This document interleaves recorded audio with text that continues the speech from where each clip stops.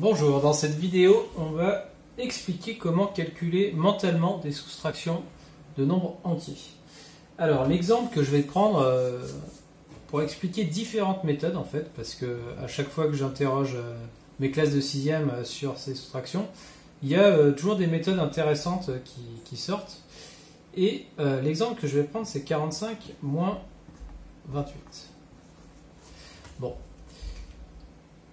Là, j'ai beaucoup d'élèves qui sont tentés directement de faire chiffre par chiffre, qui disent bon, 4 moins 2 ça fait 2, et 5 moins 8, il y en a qui me disent 5 moins 8 ça fait 3, et à ce moment-là ils me disent 23 qui est un résultat faux. Premier problème. Et puis il y a d'autres qui disent bon, 5 moins 8 on peut pas le faire, alors je fais 15 moins 8, 15 moins 8 ça fait 7. Donc tout à l'heure j'avais mis 2, mais c'est plus 2 parce que là j'ai 1, et donc finalement c'est 4 moins 3, et ça fait 1, et ça fait 17. Vrai, mais pas très performant. C'est-à-dire que ce qu'on propose en calcul mental, c'est vraiment de procéder autrement que en faisant du calcul posé dans sa tête. C'est-à-dire que le but, c'est pas d'imaginer ça et de faire le calcul, parce que justement, le calcul posé, c'est quelque chose de... Qu'est-ce qui est pratique dans le calcul posé? C'est que c'est une méthode unique. Mais en calcul mental, on va plutôt chercher la méthode la plus astucieuse parmi un ensemble de méthodes. Donc, justement, c'est ce qu'on va chercher. Alors, je réécris ce calcul, 45 moins 28. Et pour expliquer les différentes méthodes, je vais recourir à ce qu'on fait souvent en maths, une demi-droite graduée. Et le nombre 45, il est là, entre 40 et 50. 45. Et finalement, qu'est-ce qu'il faut que je fasse? Il faut que j'enlève 28. Mais il y a différentes façons d'enlever 28. Alors, je vais mettre un calque pour ne pas effacer ma droite graduée.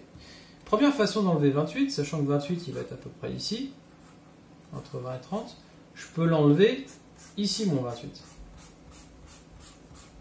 Voilà. Qu'est-ce qu'il me reste?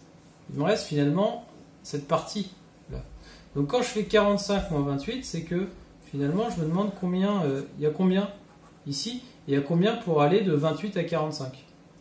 Et bien déjà il faut 2 pour aller de 28 à 30, puis encore ici 10 pour aller de 30 à 40, puis encore 8, non, puis encore 5, pardon, de 40 à 45. Donc entre 28 et 45, il y a 2 plus 10 plus 5, ça fait 17. Je vais plutôt utiliser un feutre qui marche, pas une meilleure idée. Et si on raisonne comme ça, c'est-à-dire si on enlève le 28 ici et qu'on cherche finalement ça, qu'est-ce que c'est que ça? C'est un écart. C'est-à-dire que soustraire, et c'est une première façon de faire, c'est chercher un écart. Moi, c'est une méthode que je mettrais beaucoup en avant, l'écart. Après, il y a d'autres façons de faire encore, c'est de dire, non, en fait, le 28, ce que je vais faire, c'est que je vais partir de 45 et puis je vais enlever 28 au fur et à mesure. C'est-à-dire que je vais les enlever ici, puis je vais regarder combien il me reste là. C'est-à-dire que pour enlever 28, ce qu'on peut faire, c'est enlever d'abord 20. Donc à ce moment-là, si on enlève 20, on arrive à 2 dizaines en dessous de 45, donc on arrive à 25. Donc j'enlève 20. Et après j'enlève 8. Alors pour enlever 8, je peux enlever 5, entre 25. Donc là vous voyez qu'il y a 20. Là j'enlève 5. Et il me reste encore 3 à enlever. Donc forcément, si j'ai enlevé 3 dans cette dizaine, il m'en reste 7. Donc je suis à 17. Donc on peut... Là je dirais que ce qu'on fait, c'est plutôt qu'on recule. Moi je vois ça comme un recul sur la demi-droite graduée. On part de 45, on recule de 20, on est à 25. Puis encore de 5, on est à 20, puis de 3. Et en tout, on a bien reculé de 28. Donc deuxième façon de concevoir la soustraction, c'est reculer. Moi, je vous le dis, j'ai plutôt tendance à raisonner en écart, mais des fois, je raisonne aussi en recul. Mais j'ai envie de dire, chacun sa préférence. Il y a des cerveaux à qui l'écart parle mieux, et des cerveaux à qui le recul parle mieux, mais il faut quand même savoir passer d'une façon à l'autre, parce que selon les cas, il y a des fois une méthode qui est quand même plus pratique que l'autre. Et Dans ceux qui reculent, il y en a qui font un petit peu différemment. C'est-à-dire qu'ils se disent, bon bah, plutôt que reculer de 20, puis de 5, puis de 3, et bah, comme 28 c'est quasiment 30, eux ils reculent tout de suite de 30. C'est-à-dire qu'ils enlèvent 3 dizaines, ils arrivent à 15. Voilà. Alors je vais faire plutôt une flèche que barrée. Donc je recule de 30. J'arrive où? À 15. Mais vous êtes d'accord qu'on a trop reculé si on a reculé de 30. Nous on veut reculer que de 28. Donc il faut qu'on avance de 2. Pour qu'au final on ait reculé que de 28. En reculant de 30 on était à 15, puisqu'on a enlevé 3 dizaines. Donc au lieu d'avoir 45, on a 15, plus 2, ça fait 17. On retrouve encore ce résultat. Et il y en a aussi, alors c'est une méthode un peu plus originale, qui disent, bon bah en fait on n'a qu'à décaler le problème, puisque il faut reculer de 28 en partant de 45, on n'a qu'à partir de 40, mais par contre il faudra reculer un petit peu moins, on reculera de 23, c'est-à-dire qu'il transforme ce calcul en 40 moins 23, en disant bon bah j'enlève 5 ici pour me placer direct à la dizaine, et j'enlève 5 ici à 23, puis ça reviendra bien au même, hein, parce que finalement j'ai déjà reculé de 5 en passant de 45 à 40. Donc finalement, eux, ils font 40 moins 23, et à ce moment-là, on fait 40, moins 20, ça fait 20, moins 3, on arrive bien à 17. Ça, c'est une quatrième façon de faire. Mais je dirais que dans ces 4 techniques, les 2 plus efficaces sont clairement celle-ci, l'écart, celle que vous allez pouvoir utiliser dans le plus grand nombre de cas, c'est-à-dire 45 moins 28, ben on se demande quel est l'écart entre combien il faut pour aller de 28 à 45, c'est-à-dire qu'on enlève 28 au début de la droite, et on se demande l'écart entre les deux nombres. Ou alors, ça va être celui qui va dire, bon bah 28 c'est quasiment 30, donc je recule de 30, et après j'avance de 2. Reculant de 30, j'arrive à 15, et j'avance de 2, 17. Parce que si les nombres se compliquent, si par exemple, là j'ai plus besoin de rien, si je fais comme calcul 214 moins 188, bon, vous voyez que là faire chiffre par chiffre, ça marche pas très bien. Parce qu'on doit faire donc déjà 4 moins 8, on peut pas le faire, donc il faut une retenue. Puis après, donc il faut faire finalement 14 moins 8 qui va faire 6, et puis il y a une retenue là, ce sera 9, et 1 moins 9 on peut pas le faire, donc il y a une nouvelle retenue, c'est pas performant.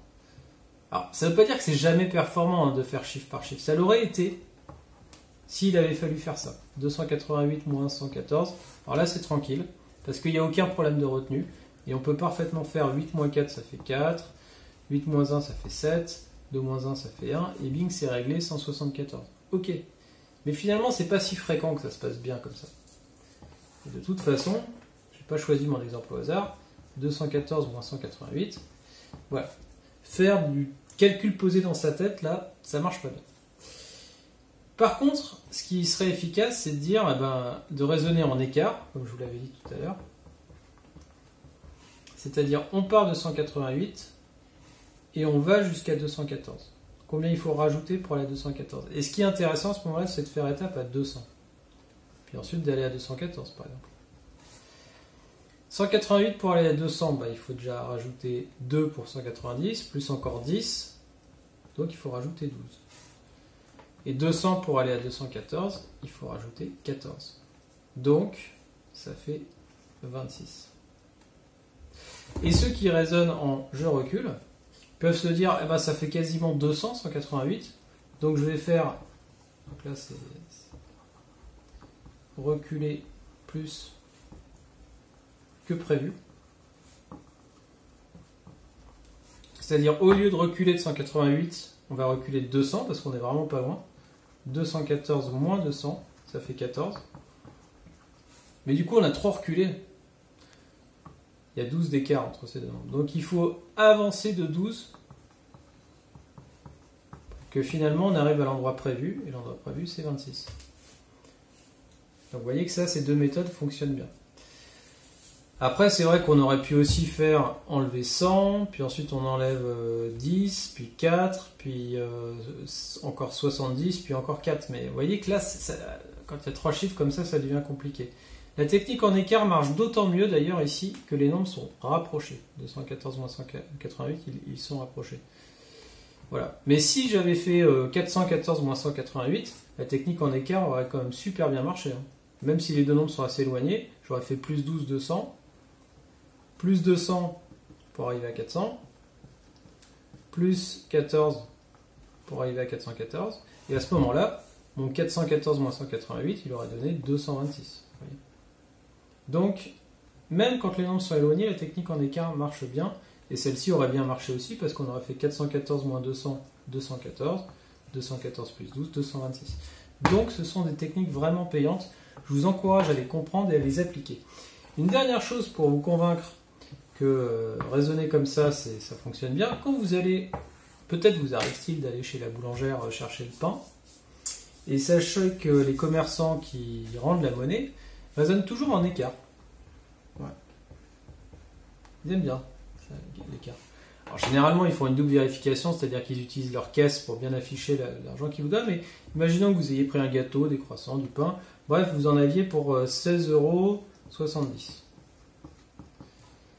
Ça, c'était ce que vous avez donné. Ce que vous deviez payer. Et vous payez avec un billet de 20 €. Donc, combien vous doit la boulangère? Eh bien, elle vous doit 20 € moins 16,70 €.